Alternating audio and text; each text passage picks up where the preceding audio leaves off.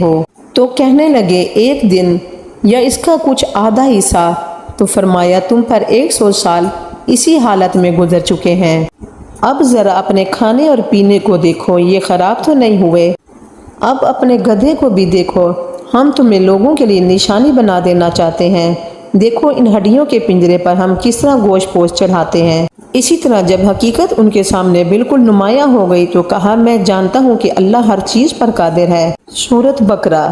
مفسرین فرماتے ہیں کہ اس آیت میں جس شخص کا ذکر ہے وہ حضرت عزیر علیہ السلام ہے۔ حضرت علی رضی اللہ تعالیٰ عنہ، حضرت عبداللہ بن عباس اور عبداللہ بن سلام کا رجحان بھی اسی جانب ہے کہ یہ واقعہ حضرت عزیر علیہ السلام کے متعلق ہے۔ تفسیر ابن کثیر جلد نمبر 1۔ مفسرین فرماتے ہیں کہ جب حضرت عزیر علیہ السلام کو بابل میں بخت نصر کی قید سے نجات ملی تو اللہ نے حکم دیا کہ تم بیت المقدس جاؤ، ہم اس کو دوبارہ